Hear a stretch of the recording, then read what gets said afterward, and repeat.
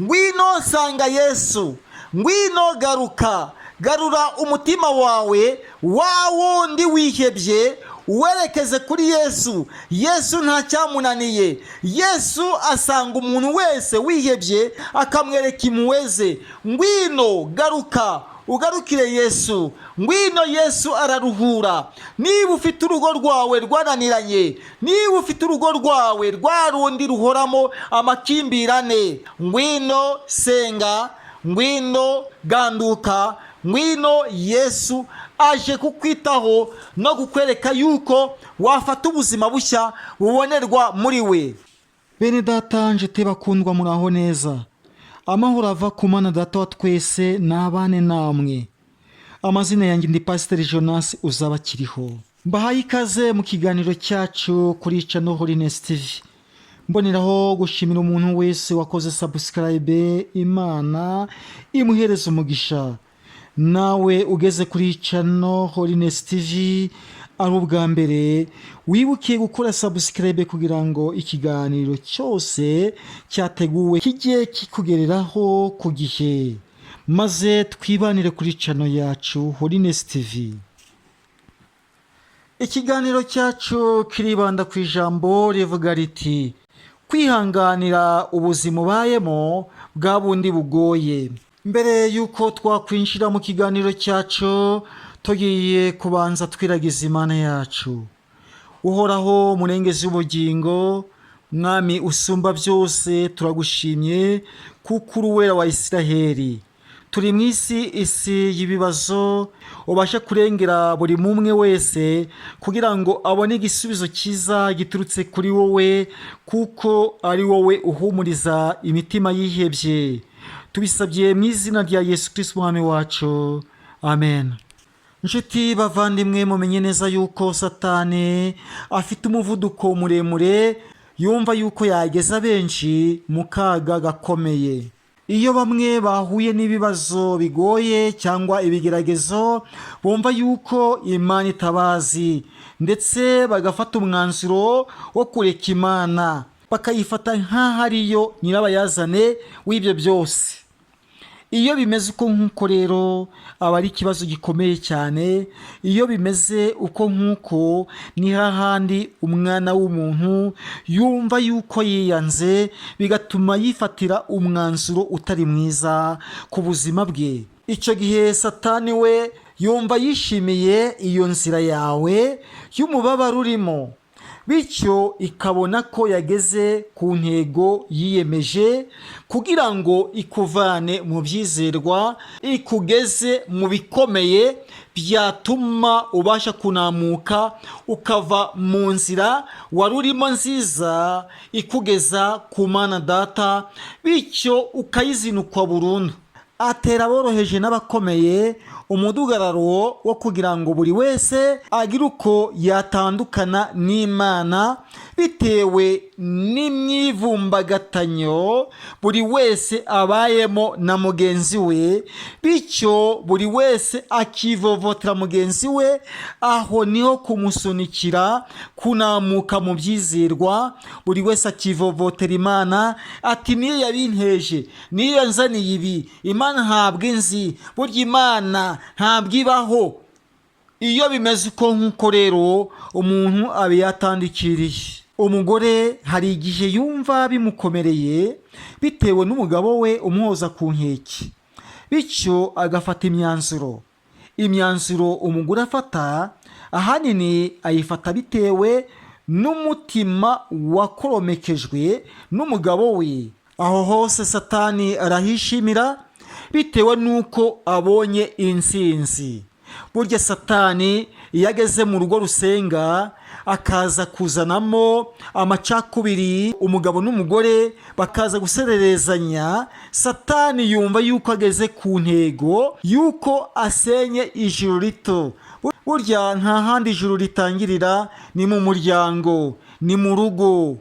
Aho Satani rero niho yifuza yuko yasenya ukuri nyako, kwa kuri kwayoboraga ubuzima bw'urugo. Satani akaza kugusenya, ntihaboneke ubwumvikane buri wese ntavugane ukuri na mugenzi we, kuko ukuri kwabarangaga kwasenyutse. Ntabwo rero bigarukiraho. Satani ashobora kugaba igitero kibasira umugore, bityo bigatuma ahoza umugabo we ku nkeke. Umugabo hari igihe bimuyobera, agatekereza agira ati, ninkubita umugore ubuyobozi buramfunga, nimbasha kandi kumukorera ibitameze neza nkamusahura nkajya kwigira ahandi, bizatuma yidamararira azana abagabo muri uru rugo. Ahubwo reka nze mukorera ikintu kizatuma ababara, bityo bikamwereka yuko ibyo yakoze atari byiza. Wa mugabo agira atya, akajya kwinaga mu kagozi akiyahura. Aho Satani yabonye intsinzi, bitewe nuko uriya mugabo yabonye igitekerezo cyo kwimara umubabaro yatejwe n'umugore, bigatuma yiyahura. Satani hariya arahishimira. Satani akabasha kwivuga, akumva yuko yageze ku ntego, akumva yuko yatsinze igitego. Kandi koko rero nibyo, kuko uriya mugabo yavuye mu byizerwa bimuviramo kwiyahura. Umuntu wese wiyahuye ntabwo azabona ijuru, umuntu wese wiyahuye ntabwo azabona Imana. Inshuti bakundwa, mumenye neza yuko ahantu hose harimo ivurungano niho Satani yibanda. Tekereza wowe wa mugabo we, kuba ufite umugore umeze utyo wabyitwararika mute? Tekereza wowe wa mugabo we, kugira umugore umeze kuriya mu buzima bwawe wabyifata mute? Nuwuhe mugambi wakwifatira? Ese wafata umugambi nk'uwa uriya mugabo wabashije kwiyahura? Nuwuhe mugambi wabasha kuba wafata kubw'umugore ufite nk'uwa uriya mugabo? Wabyitwararika mute? Tekereza nawe wa mugore we, kuba ufite umugabo umeze utyo wabyifata mute? Ndakurangira igisubizo mu gihe cyose wifuza kubaho neza ntubibone, bitewe n'amakimbirane yibasiriye umuryango wawe. Fata umwanya usenge. Gerageza kwera imbuto, werere uwo mubana izo mbuto kugira ngo haboneke guhinduka. Gerageza ufatire uwo mubana amasengesho mu gihe umubonamo umutima utameze neza, bityo ubashe kumufatira amasengesho umusengere. Senga isengesho ry'umutima, ntuzamwereke yuko umusengera atazakubwira ati isengere wenyine, wowe wabuze iyo ujya. Mufatire ibihe, wiyegerere Imana yawe. Menya neza yuko igihe cyose byabaye ngombwa wabona igisubizo cyiza, kandi igisubizo kivuye ku Mana, bitewe no guca bugufi. Hari igihe bitaba ngombwa ko wabona igisubizo ugakomeza urugamba rumeze uko nk'uko, ntukivovotera Imana uyereka yuko ibyo byose byatewe n'uko Imana yakwibagiwe, cyangwa itakuzi, cyangwa itakiriho. Mu gihe cyose warenze uwo murongo, menya neza yuko nawe ubwawe Satani ikugendaho. Senga Imana wizeye, uzi neza yuko mu gihe utazi igisubizo cyaza, umwe muri mwe agahinduka. Igisubizo cyaza uwusengera agahinduka, cyangwa ntahinduke. Mu gihe yahindutse, shima Imana. Mu gihe yahindutse, nawe ubwawe fata umwanzuro wo kujya umwerera imbuto igihe cyose, umwegereza Imana. Ntukavuga uti yarahindutse reka ndekeraho. Oya, komeza urugendo rwo kumusengera. Usengera urugo rwawe, abana, umugabo, umugore, ndetse n'izindi ngo zifite amakimbirane nk'ayo wari urimo mbere. Umugabo wawe, umugore wawe, umwe muri mwe atari yahinduka. Mu gihe umugabo wawe atari yahinduka, cyangwa umugore wawe atari yahinduka, ntukaganyire mugenzi wawe. Dore hari benshi baganyira bagenzi babo bakabakwiza inkuru, bigatuma babavanamo irindi somo, ati byakomeye, aho bigeze hariya byakomeye. Mugenzi wanjye, ntukiture inabi mugenzi wawe yakugiriye. Hari igihe umugore agomba kwitura inabi umugabo we, ugasanga bibaye ibibazo. Hari igihe umugore abona bikomeye, akavuga ati umugabo wanjye birakomeye, njyewe ngiye kumushakira inzaratsi zibashe kumucurika. Burya igihe uzaba wageze muri urwo rugero, uzamenye yuko Satani yagutsinze. Mu gihe uzabikora umugabo wawe akaza kwicwa na za nzaratsi, menya neza yuko ari wowe wipfakaje. Ntukazarire cyangwa ngo uborogere abandi, ntukazarire, ntukazabyerekane. Menya neza yuko ari wowe uzaba wipfakaje. Aho Satani azaba yarakwifatiye, azaba yarakugezemo, kandi umenye neza yuko wabashije gukora ibyangwa n'amaso y'Uwiteka. Ntugafate ibyawe byakunaniye, wabuze uburyo wabyivanamo, ntubikorere Imana ngo niyo yabiguteje. Oya, aho hose uzamenye neza yuko uri kurenga umutaru. Satani niyo nzira yerekezamo umwana w'umuntu wo kubasha gukorera Imana. Ibyo ubamo byose ukabikorera Imana, niyo yabinteje. Ntuzageraho, uzamenye neza yuko wageze mu biganza bya Sekibi. Menye neza ko mu rugendo nk'urwo ariho Satani yibanda cyane. Hitamo gusenga, niwo mwanzuro mwiza. Ntukereke bagenzi bawe kamere mbi igutuyemo. Werekana yuko ukarishye, ati njyewe ntibishoboka, njyewe nzamukuraho, njyewe ubwanjye situzabana, njyewe uriya mugore nzamwirukana.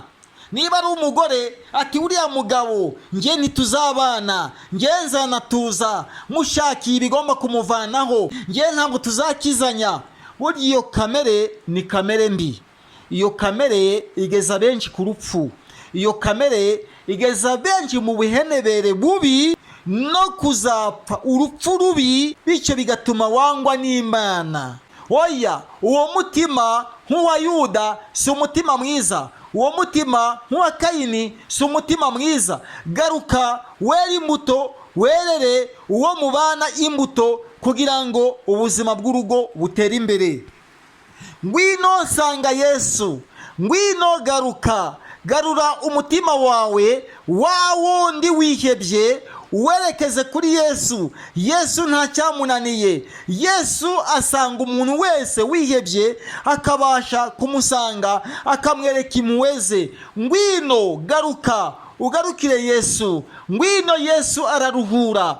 Niba ufite urugo rwawe rwananiranye, niba ufite urugo rwawe rwa rundi ruhoramo amakimbirane, rwa rundi ruhora ku nkeke, ngwino senga, ngwino ganduka, ngwino Yesu aje kukwitaho no kukwereka yuko wafata ubuzima bushya bubonerwa muri we.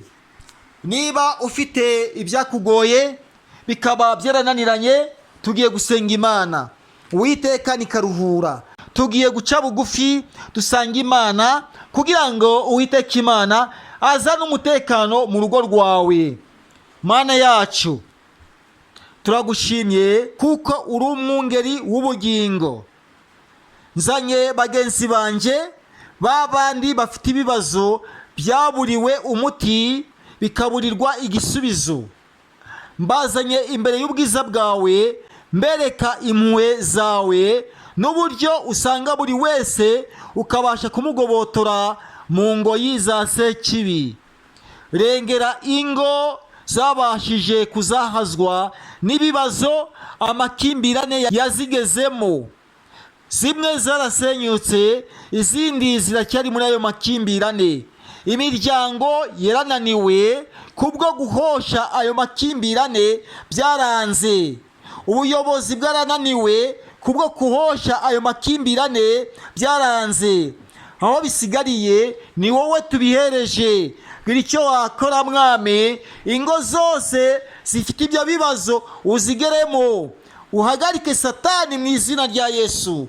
Uhagarike intambara zitsindwe mu izina rya Yesu.